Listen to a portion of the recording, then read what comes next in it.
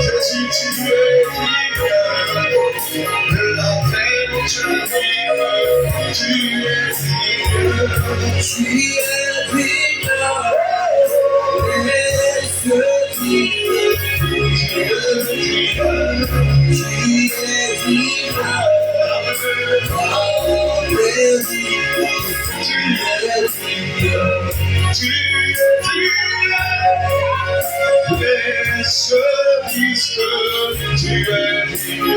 digne, tu es digne.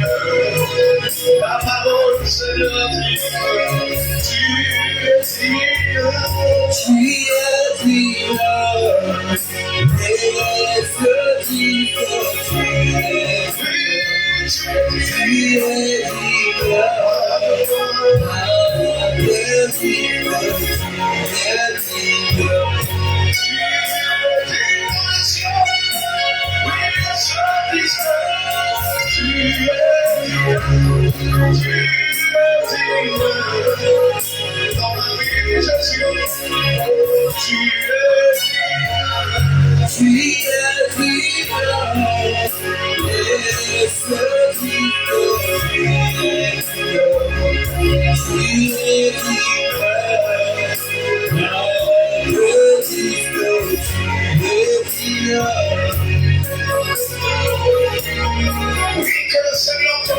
ce soir.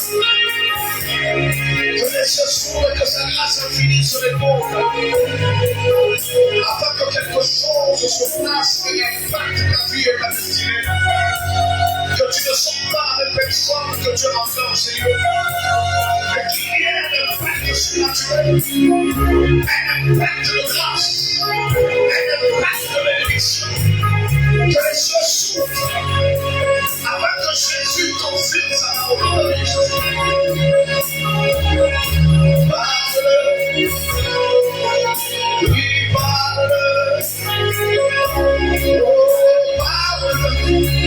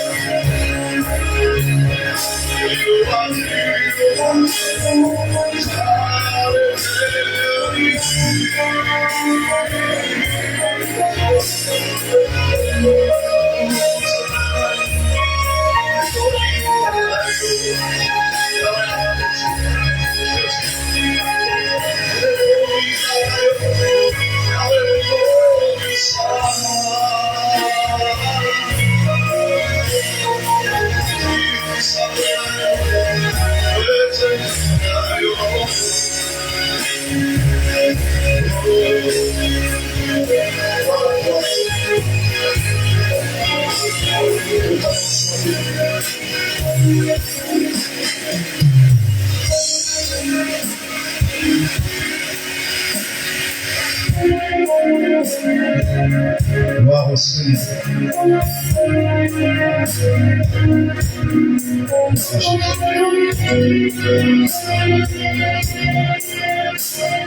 Nous allons prier le Seigneur. Dieu, notre précieux Père bien-aimé, nous te sommes infiniment reconnaissants pour ces instants bénis. Des moments qui viennent planter le décor de ton amour, le décor de ta grâce, le décor de ta manifestation au milieu de ton saint peuple. Toi qui as dit, venez à moi tel que vous êtes chargés et fatigués, et moi je vous donnerai du repos. Seigneur, le malade a besoin d'un repos qui est sa guérison. Le pécheur qui est fatigué du péché a besoin du repos qui est le salut éternel. Venir a besoin de sa délivrance, parce que la captivité a pris contrôle sur sa vie. Celui qui a des problèmes a besoin d'un repos, c'est sa solution. Celui qui a des questions a besoin de repos. Ce sont ses réponses.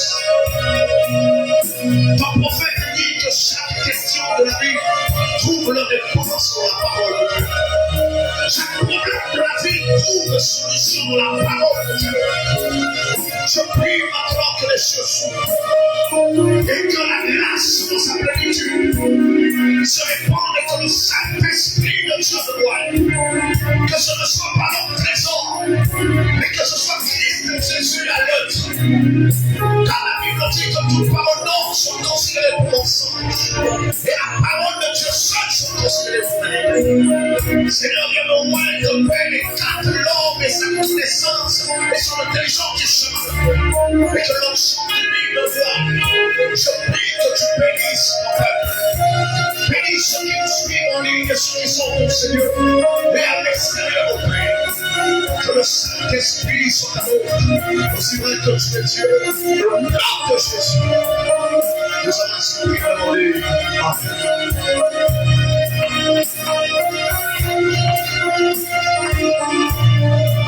Le Seigneur Jésus-Christ vous bénisse.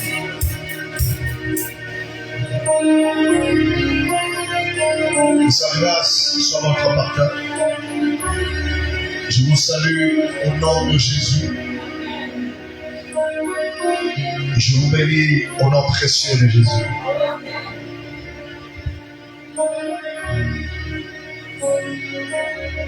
Est-ce que vous êtes avec moi ce soir? Nous allons prendre dans le chapitre de Josué, chapitre 1, les versets 5 jusqu'au verset 9. Nous mettons debout pour lire la parole de Seigneur. Nous lisons dans le nom précieux de notre Seigneur et Sauveur Jésus-Christ. Nul ne tiendra devant toi tant que tu vivras. Je serai avec toi comme j'ai été avec Moïse. Je ne te délaisserai point, je ne t'abandonnerai point. Fortifie-toi et prends courage, car c'est toi qui mettras ce peuple en possession du pays que j'ai juré à leur père de leur donner. Fortifie-toi seulement et bon courage, en agissant fidèlement selon toute la loi que Moïse, mon serviteur, t'a prescrite. Ne t'en détourne ni à droite ni à gauche, afin de réussir dans tout ce que tu entreprendras. Que ce livre de la loi ne s'éloigne point de ta bouche. Médite-le jour et nuit pour agir fidèlement selon tout ce qui est écrit. Car c'est alors que tu auras du succès dans tes entreprises. C'est alors que tu réussiras. Ne t'ai-je pas donné cet ordre? Fortifie-toi et prends courage. Alléluia. Ne t'ai-je pas donné cet ordre? Fortifie-toi et prends courage. Ne t'effraie point et ne t'épouvante point, car l'Éternel ton Dieu est avec toi dans tout ce que tu entreprendras. Que le Seigneur bénisse richement sa parole.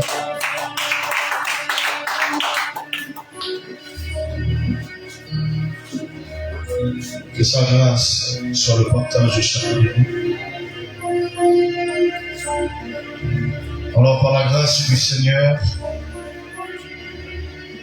nous allons parler sur le thème qui s'intitule « Le secret du succès et de la réussite ». nous avons un sous-thème qui s'intitule la prière de Anne. La prière de Anne. Alors mes amis, le secret, qu'est-ce que c'est? Le secret, c'est ce qui est caché, ce qui est mystère. Le secret est aussi une source de providence. Puisque c'est un mystère, c'est quelque chose que tout le monde ne connaît pas. C'est quelque chose qui est scellé, quelque chose qui est fermé. Et là, on parle du secret, du succès et de la réussite. Ça veut dire que on nous montre comment faudrait-il atteindre succès et réussite.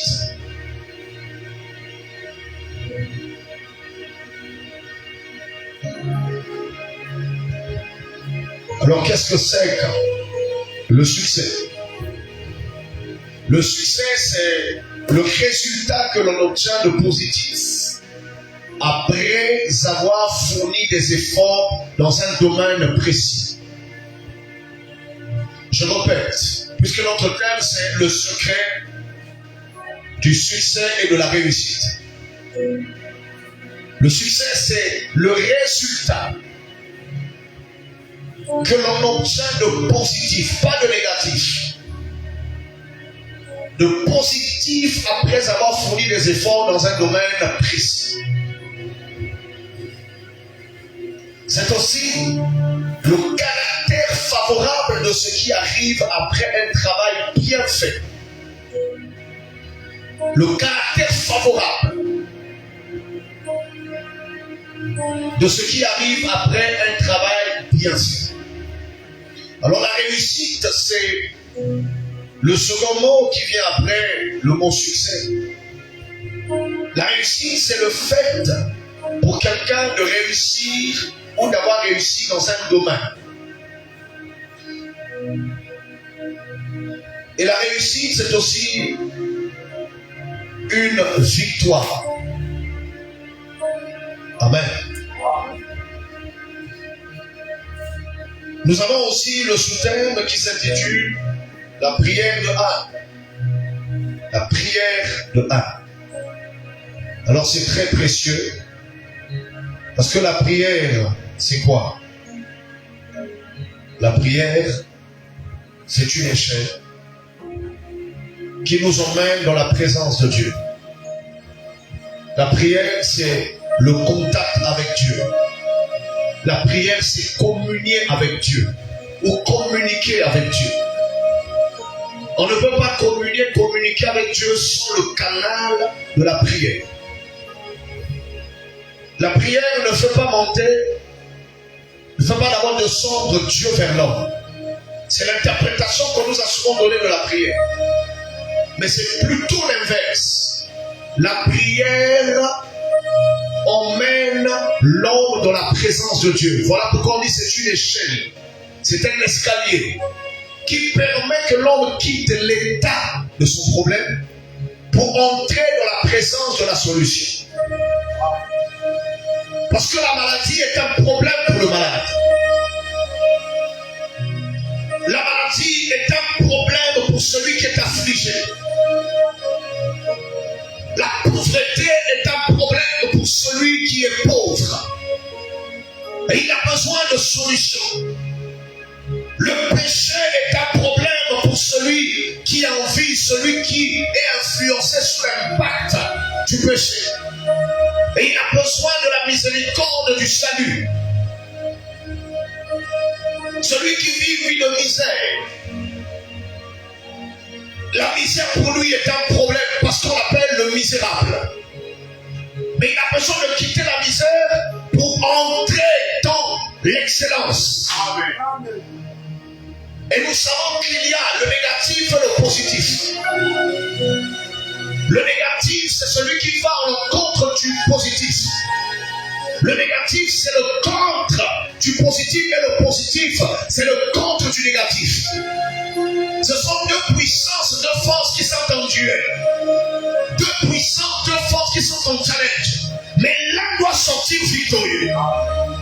Il y a des moments dans la vie, c'est l'échec qui prend le dessus sur la victoire.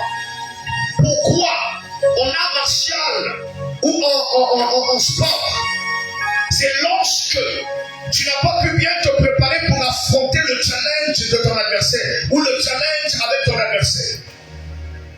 Lorsque les athlètes ne se sont pas bien préparés, prenons le cas des footballeurs, s'ils sont tellement fatigués, ils ne se sont pas bien entraînés. Vous allez voir, même si c'est la plus grande équipe du monde ou c'est le plus grand club, ils finissent par fléchir les genoux, par couper les chevilles. Pourquoi? Parce qu'ils ne se sont pas préparés vis-à-vis de leur adversaire. Ça, c'est le monde, mes amis. Le monde est rempli d'échecs. Mais la Bible nous dit que la foi, c'est notre victoire. Je peux entendre la même. La foi, c'est notre victoire. Je peux prendre avec vous dans le livre de 1 Jean, avant le livre d'Apocalypse, chapitre 5. À partir des versets 1, nous allons descendre jusqu'au verset 5. Il nous a dit: quiconque croit que Jésus est le Christ est né de Dieu. Et quiconque aime celui qui l'a engendré, aime aussi celui qui est né de lui. Nous connaissons que nous aimons les enfants de Dieu lorsque nous aimons Dieu et que nous pratiquons ses commandements. Car l'amour de Dieu consiste à garder ses commandements, et ses commandements ne sont pas pénibles. Parce que tout ce qui est né de Dieu triomphe du monde. Et la victoire qui triomphe du monde, c'est notre foi. Alléluia. La victoire qui triomphe du monde, c'est notre foi. Donc la foi, c'est notre victoire. Or, comment pouvions-nous avoir la foi? La Bible dit dans le livre de Romains, chapitre 10. J'en prends aussi, je vais le lire avec vous, pour ajuster votre foi à la parole de Dieu. Romains, chapitre 10, verset 17. Ainsi, la foi vient de ce qu'on entend. Et ce qu'on entend vient de la parole de Dieu. Ainsi, la foi vient de ce qu'on entend, et ce qu'on entend vient de la parole de Dieu.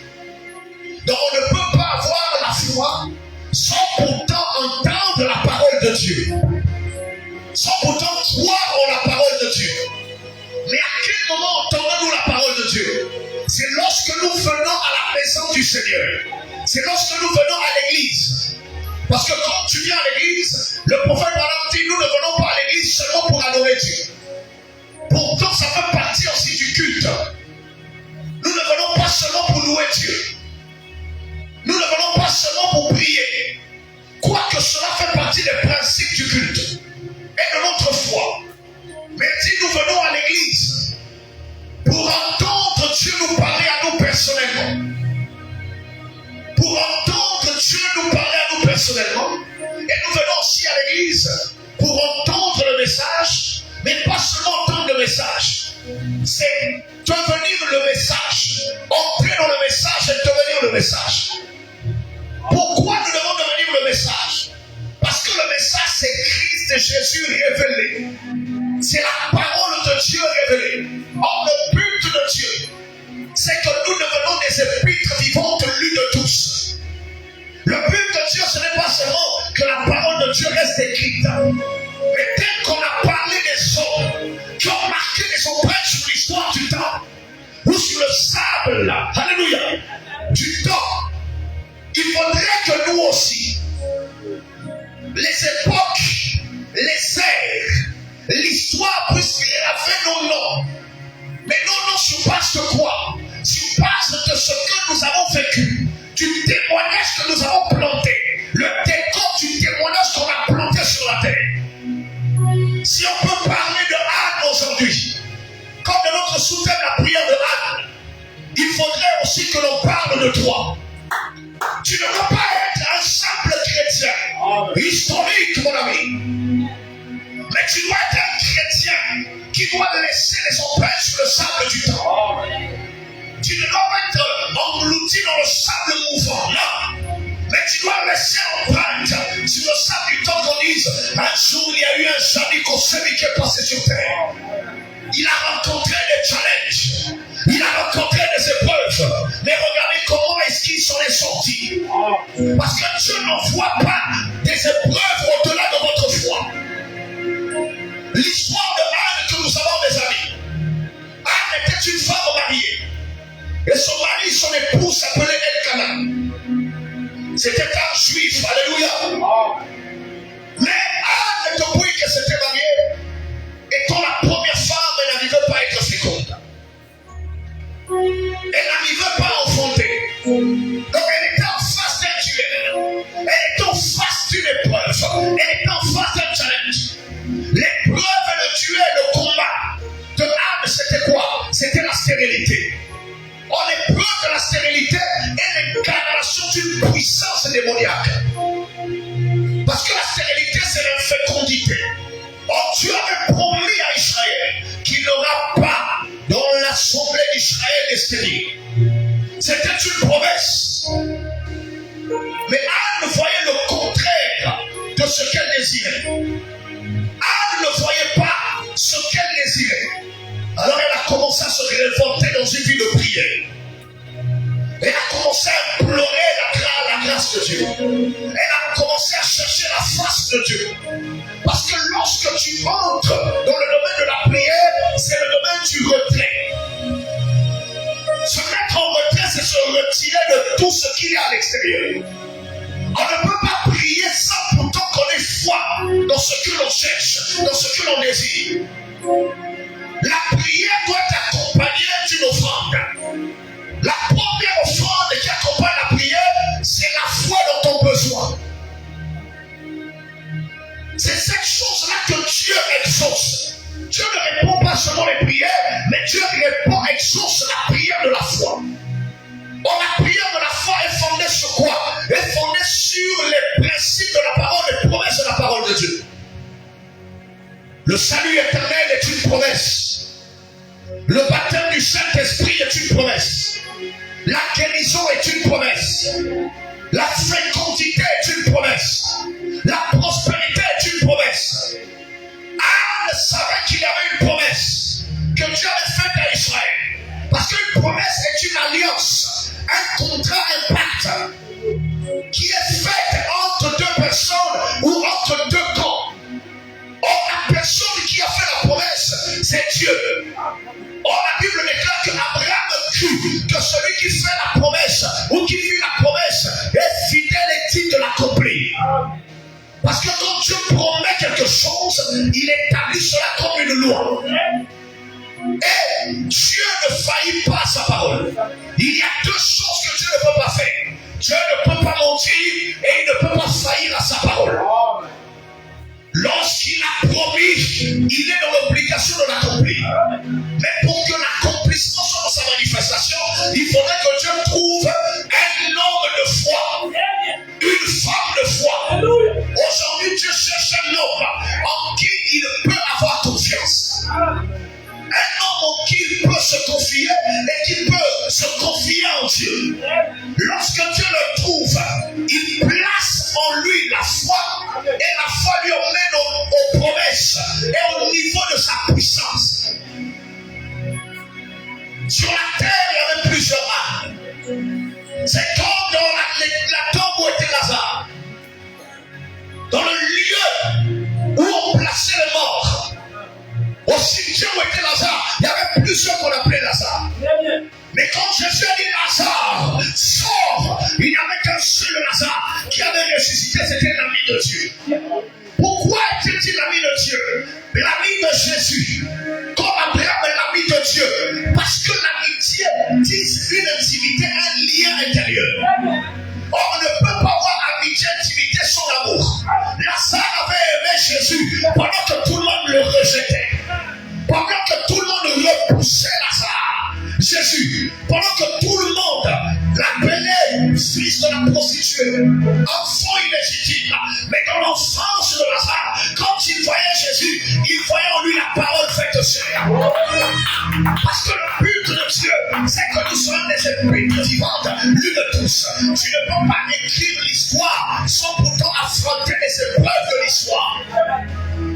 On a dit, Dieu ne t'a pas envoyé sur la terre, enfin. Dieu t'a envoyé sur la terre pour marquer ton époque. Est-ce que je peux écouter la même? Dieu t'a envoyé sur la terre pour écrire l'histoire. Il a pas dit, dans la prédication se ranger du côté de Jésus. Chacun de nous a été envoyé sur la terre pour un but. Mais tu ne peux pas accomplir le but pour lequel tu es venu sans savoir quel est le but que Dieu t'a envoyé. Anne était venu sur la terre pourvu que son nom reste gravé dans les annales de l'histoire.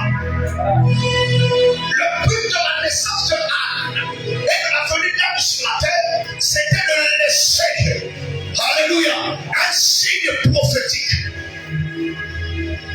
Au travers d'abord de son témoignage et au travers de l'enfant qui devait venir au monde, il devait être le prophète, l'un des prophètes les plus intègres de la Bible. Et il a été le prophète le plus béni financièrement et matériellement de l'histoire de la Bible. Samuel, oui. Samuel a été le prophète majeur, parmi les prophètes majeurs. Et même parmi ceux qui étaient mineurs, Samuel a été le prophète qui a vécu le comble. Pourquoi? Parce que sa mère avait saisi la volonté de Dieu. Au départ, elle était là. Elle était une femme stérile, elle avait une rivale qui se nommait Pénina. Nous pouvons prendre cela dans 1 Samuel. À partir du chapitre 1, verset 9. Toi aussi tu es comme Anne. Mais ce soir tu vas sortir avec ton Samuel. Parce que je suis le sacrificateur Élie que Dieu a oint pour te parler. Que Dieu a oint pour te bénir. Que Dieu a oint pour te faire entrer dans le règne de tes promesses.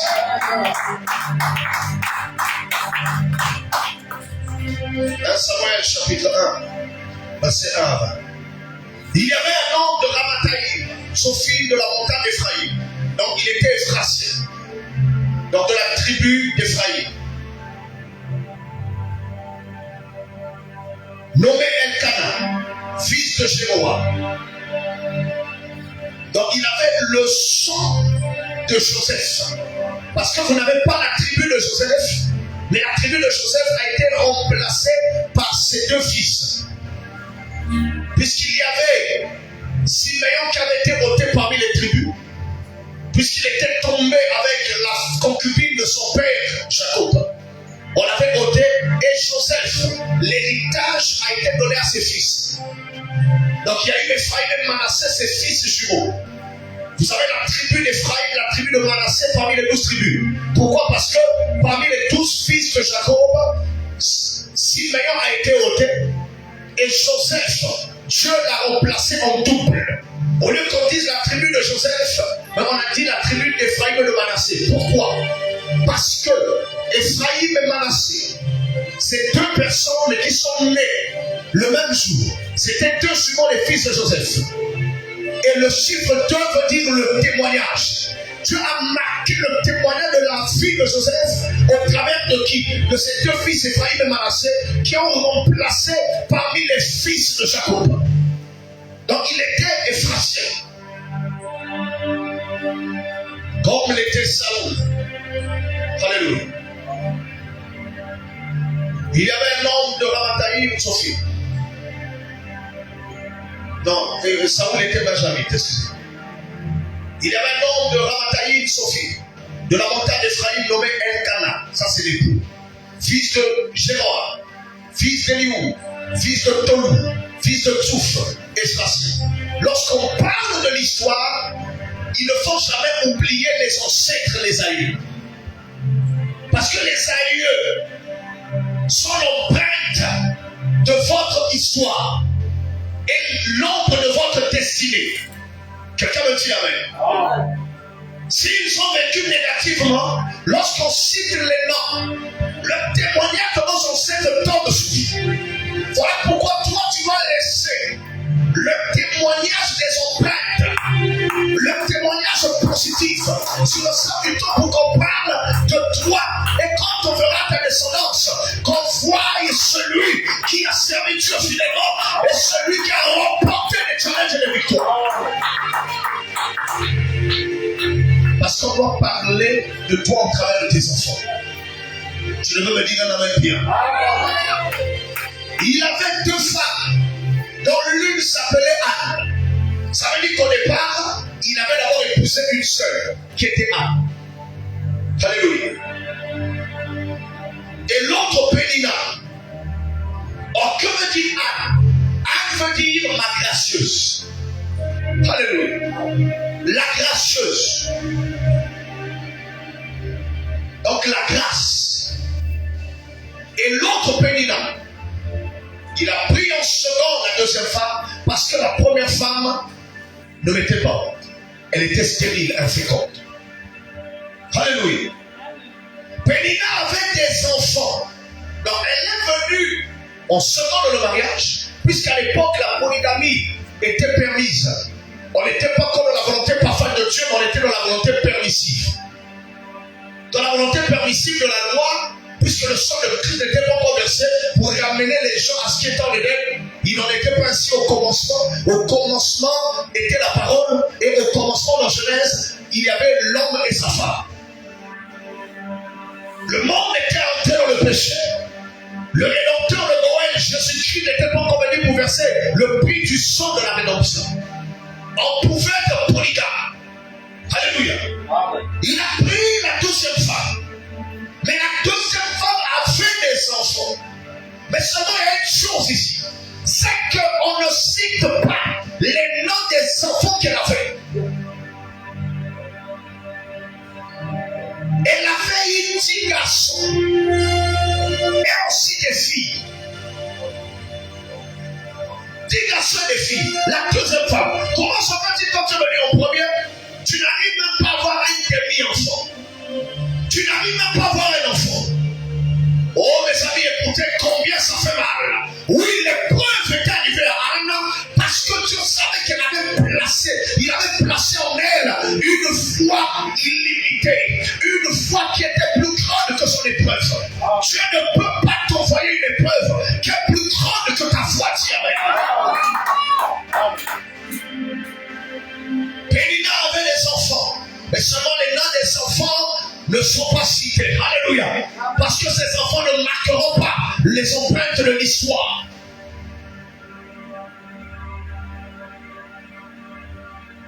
Pénina avait des enfants, mais Anne n'en avait point. Chaque année, cet homme montait de sa ville à Silo. Or, Silo, c'est la vieille appellation de Jérusalem. Donc, il montait à Jérusalem, à Silo, au temple, dans la maison de Dieu, à la maison du Seigneur. L'église cache un mystère. L'église, le temple, est lié aux Juifs. Voilà pourquoi vous allez voir que jusqu'aujourd'hui, les Yodim et les Juifs, eux, ils ont toujours un lien avec les synagogues, un lien avec le temple. Ils partent même devant les murs de lamentation. Le seul mur de la partie des lieux très saints restant au temple de Jérusalem. Le temple qui a été détruit. Le deuxième temple qui a été détruit. Puisque le premier a été parti par qui? Le premier a été parti par Salomon, fils de David. Ce qui était le désir de David de bâtir un temple. Mais Dieu a dit, tu as été un homme de guerre depuis ta jeunesse. Tu as versé le sang. Mais ton intention est bonne. Toi, tes mains sont souillées, tes mains ont le sang. Mais je te donnerai un fils. Il s'appellera Salomon. C'est lui qui bâtira mon temple. Et un jour, celui que tu avais prophétisé est venu. Il a bâti le temple parce qu'il était fils de David. Il était le type physique de celui qui devait venir. Le véritable fils de David qui est Jésus-Christ. Qui devait bâtir le temple de Dieu. Qui est le corps de Christ. Alléluia. L'église. Mais le second temple a été bâti par qui? Rebâti par Néhémie. Et ce second temple a été détruit. Les murs de lamentation sont restés. C'est le général Titus, par l'ordre de l'empereur Constantin. Cela a été détruit, mais eux, ils croient que l'onction de Dieu est sur les murailles. C'est une dimension de foi prophétique. Est-ce que je peux écouter l'amen? Ils partent mettre les prières, ils écrivent dans les petits papiers, ils font entrer à l'intérieur, ils appellent la grâce de Dieu, ils appellent l'intervention de Dieu. Et bientôt le 3e temple sera rebâti pour que le Saint-Esprit quitte les nations païennes et que le Saint-Esprit reparte dans deux témoins, Apocalypse 10, 11, qui iront là-bas chez les Juifs pour prêcher le message du temps de la fin. Le message que nous avons reçu au dernier jour par le prophète du temps de la fin. Le message qu'a prêché William Alobala. C'est ce message que les Juifs vont écouter pour que les 144 000 soient sauvés. Alléluia. 12 000 fois 12. 12 000 dans chacune des 12 tribus d'Israël. Pour faire 144 000. Mais mes amis, écoutez. Puisque c'était un Juif, un Ephrassien, il prenait sa femme. Il prenait ses femmes et les enfants. Il partait à la maison du Seigneur. Parce que la Bible dit, là où 2 ou 3 sont assemblés en mon nom, je suis au milieu d'eux. Il partait à la maison de prière. Parce que Jésus avait dit, ma maison, la maison de mon Père, ma maison sera appelée une maison de prière et non une caverne de voleurs. Une maison de prière. Parce que la prière fait monter l'homme dans la présence de Dieu. Et la maison de prière, c'est un lieu consacré. C'est un lieu sanctifié. C'est là où Dieu répand sa grâce. C'est là où Dieu répand ses bénédictions. Et je viens t'annoncer, ce soir, tu es dans la maison de prière. Ce soir, mon ami, tu es comme Elkanah qui a pris Anne. Il a pris ses femmes. Il a pris ses enfants. La Bible dit que chaque année, il montait à Silo. Pourtant, il vivait où? Il était Ephrassien. Il était de la tribu d'Ephraïm. Ephraïm, la tribu, était loin de Juda. Parce que Silo, le temple de Jérusalem, Silo à l'époque, était où? Était à Jérusalem. Jérusalem est une ville de la tribu de Juda. Il partait à l'église. Là-bas, dans la tribu d'Ephraïm, il allait adorer Dieu au temple. Mais, à la fin de l'année, tout le monde devait se rassembler comme les musulmans qui partent à la Mecque. Jérusalem était comme la Mecque des Juifs. Il partait, donc il savait ce qu'il allait faire. Ah, quelqu'un me dit un amen. L'église doit avoir un lien étroit avec le temple, parce que dans le temple, c'est la maison de prière. Là où on prêche la parole. Là où on enseigne la parole, là où on révèle les promesses de Dieu, là où on adore Dieu, là où on fait des prières. Chaque année, cet homme montait dans sa ville à Silo pour se prosterner devant l'Éternel des armées. L'Éternel de quoi? L'Éternel de quoi? Jéhovah Sabaoth. Quelqu'un me dit amen. Jéhovah Sabaoth, l'Éternel des armées, c'est celui-là qui est le chef de toutes les armées. Il est le chef de l'armée céleste. Il est le chef des armées terrestres. Il est le chef des armées forestières. Il est le chef des armées fluviales. Il est le chef des armées maritimes. Il est le chef des armées. On n'a pas seulement dit le chef de l'armée céleste, mais l'Éternel des armées. Jéhovah Sabaoth. Et quand il est dans la position de Jéhovah Sabaoth, il descend sous la forme de l'ange du combat afin d'apporter la victoire. Et ce soir, je t'apporte l'Éternel des armées, Jéhovah Sabaoth, qui doit combattre pour ta vie, qui doit combattre pour toi, qui doit combattre dans tes duels, qui doit t'apporter la victoire. La Bible déclare, vous ne combattez pas pour la victoire, mais vous êtes pas vous sauver. C'est pas futur. La victoire n'est pas future, mais ta victoire est présente. Est-ce que tu vas me dire la même? Vous ne combattez pas pour la victoire, mais vous êtes dans la victoire. Si vous êtes dans la maison, vous devenez la maison. Donc vous êtes la victoire. Si vous l'avez bien, l'Éternel des armées. Mon ami, tu n'es pas seul. Mon frère, ma soeur, tu n'es pas seul. Il est avec toi. L'Éternel des armées est avec toi.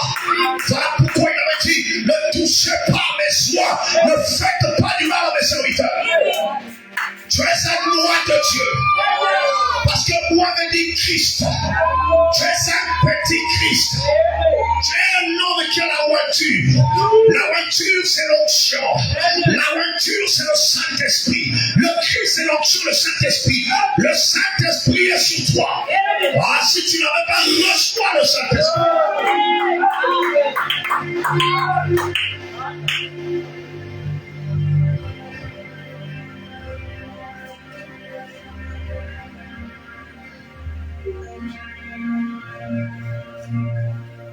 Pour se prosterner devant l'Éternel des armées et pour lui offrir des sacrifices, là se trouvaient les deux fils d'Élie, Ophni et Phiné, sacrificateurs de l'Éternel. Donc Élie, pas Élie le prophète, mais Élie le sacrificateur, le pasteur au temple.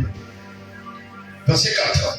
Le jour où Elkana offrait son sacrifice, il donnait des portions à Pénina. Donc il donnait des offrandes, des portions à la deuxième. Donc une partie à Pénina et pour les enfants. À Pénina, sa femme, et à tous les fils et à toutes les filles. Donc il avait des fils. Avec Pénina, ils étaient 10. Et il y avait aussi des filles. La deuxième femme a mis son ordre. Donc elle a eu du succès. Mais je vais vous dire une chose. Elle avait le succès, mais elle n'avait pas réussi. Parce que celui qui est venu après, alléluia, il a eu du succès, mais il a aussi eu de la réussite. Tu ne peux pas accéder à la réussite sans pourtant passer par le succès. Quelqu'un me dit amen.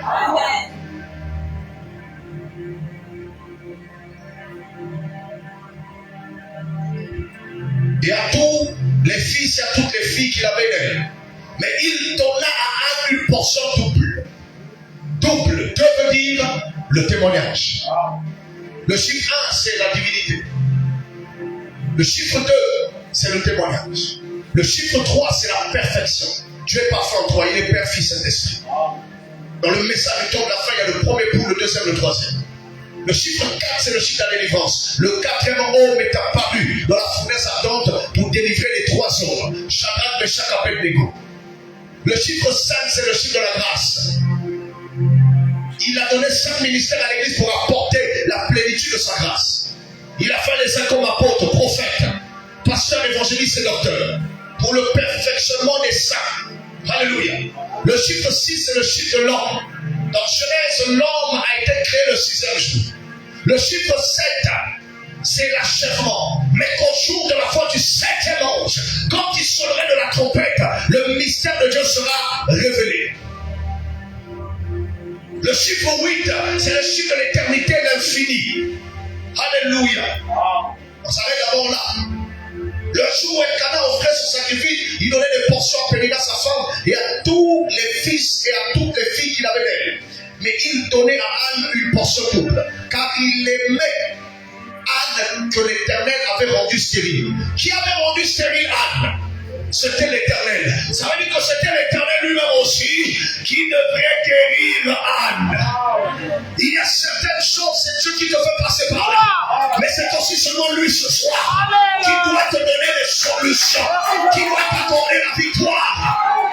Il y a des choses où les hommes croient que c'est le diable qui t'a rendu comme ça. Dieu a permis au diable de t'attaquer, mais c'est lui-même aussi qui vient pour te délivrer. Est-ce que je peux écouter l'amen? Ton problème n'est pas chez les marabouts. Ton problème, c'est pas la sauver la famille. Il y a un qui a fait la promesse. Il est fidèle et qui de l'accomplir. Son nom, c'est le Seigneur Jésus-Christ. Quel que soit le combat, quel que soit le challenge, quelles que soient les épreuves, ton retour ta famille, Jésus est là. L'ange de l'Éternel est là. L'Éternel des armées est là. Il vient combattre pour toi. La Bible déclare, vous ne combattez pas pour la victoire, vous savez la victoire. Ça veut dire que ton combat, ce ne sont que des entraînements. Le match a déjà été joué. On est en train de jouer un match en rectifié, un match en différé. On a l'impression que l'équipe adverse est en train de vaincre. Peut-être qu'on est en train de te vaincre 5-0. Tu regardes les autres, la Sobota. Bamisou la Sobota, la Sopala. Mais il y en a si connus comme vous savez. Mon ami, il y a pour ça mon colonel. Les autres sont en train de mettre montre. Les autres sont en train de se marier. mariés. Ils se marient maintenant. Ils se marient maintenant. Les autres sont en train de réussir, en train de travailler. Ils font les diplômes, ils font les dossiers, on les appelle. Mais toi, c'est comme si on ne t'appelle pas. Ah, il y a quelqu'un qui est Anne. Il y a quelqu'un qui est Anne. On n'a pas donné le nom de son fils de Pénina. C'est qui puisse se fille. Mais le nom de Samuel a été écrit dans la Bible de l'histoire. Reçois ton Samuel. Reçois ton Samuel. Reçois ta bénédiction. Reçois ta grâce. Reçois le Saint-Esprit. Reçois la délivrance. Reçois ton mariage. Reçois les finances. Que les portes s'ouvrent. Que les portes s'ouvrent. Je le déclare au nom de Jésus. Je suis loin de Dieu. La Bible déclare. Toi, homme de Pierre, ce que tu liras sur la terre sera lié au ciel. Ce que tu déliras sur la terre sera lié au ciel. Aujourd'hui, Pierre n'est plus. Pierre est dans la tombe. Il attend le sang de la tempête pour qu'il ressuscite. Mais Grésor est vivant. Grésor est là. L'Esprit du Seigneur est sur moi. Il m'a ouvert pour annoncer la bonne. Il m'a ouvert pour annoncer la délivrance. Ta vie va changer. Aïe, aïe, aïe, aïe, aïe. Là où il y avait l'insécurité, je déclare le bien séquent. Le bien séquent. Là où il y avait la pauvreté, je ôte la pauvreté. Je déclare de bien riche. La Bible déclare le riche qu'il était. Il est devenu pauvre. Pour que nous soyons riches. Pour que nous soyons riches. Tu dois partir. Je suis d'une famille pauvre. Le nom pauvreté ne fait pas partie du dictionnaire du jargon de Dieu. Quelqu'un dit ça, moi je suis riche. Plus fort, je suis riche. Je suis riche. Je suis béni.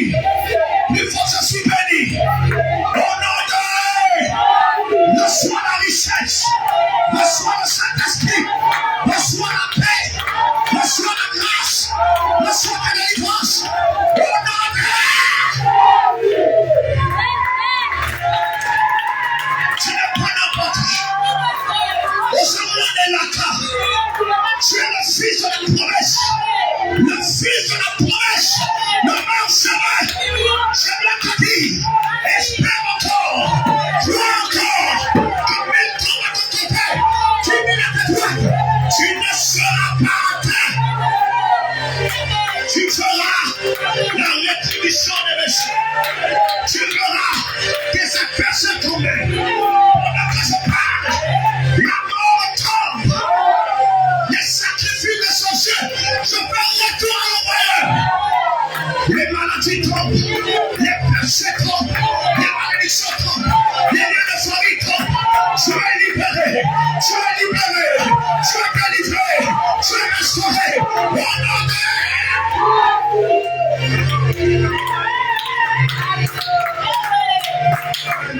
je vais continuer sur un des dimanches. Soyez nombreux dimanche. Venez à temps. 8h30 soir. La prédication déjà vers 9h30 doit déjà passer. Nous allons continuer dans cette atmosphère. La gloire que Dieu est là. Je vois quelqu'un qui t'aime à ses condités. Ta prière, tu entends les choses. Ton amène tu prières. Ton amène tu prières. En toute chose, toujours les prières. Tes prières, la prière de la foi. On amène venir ainsi sur la vie. Amène, c'est un signe du Seigneur. Tu deviens la parole sainte. Tu deviens le prophète de ta vie. Tu peux créer ta guérison. Tu peux créer ta joie. Tu peux créer tes maisons. Tu peux créer ton mariage. Tu peux créer ta prospérité. Tu peux créer ce que tu désires. Car tout ce que vous voulez est déjà en vous. Tout ce que tu désires est déjà en toi. Que cela se réveille. Que ta victoire se réveille. Que ta fécondité se réveille. Que ta bénédiction se réveille. Que ta grâce se réveille. Que ton mariage se réveille. Que le Saint-Esprit se réveille. Que ta rédemption se réveille. Que tout ce que tu as perdu te soit restauré. Tu vas dire un moment à Jésus. Tu vas parler à Jésus. Parle.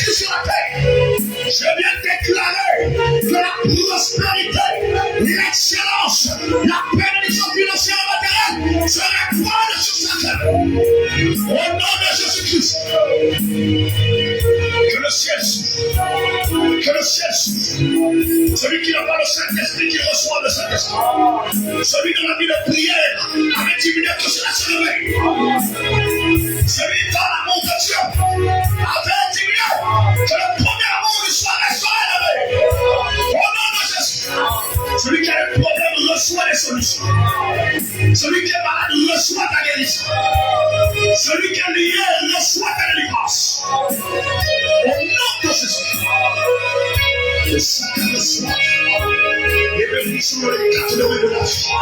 Le domaine spirituel, le domaine physique, le domaine financier, le domaine matériel. Seigneur, que chacun qui sortira du Seigneur, comme je l'ai dit au départ de ma prédication, sorte avec sa promesse, sorte avec son savoir, sorte avec son savoir, sorte avec sa bénédiction.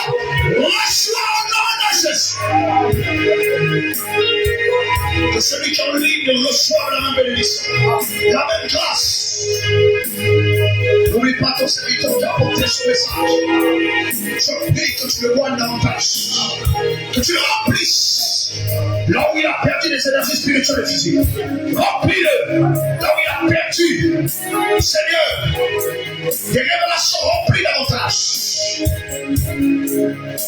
Seigneur, samedi, il y aura une intercession.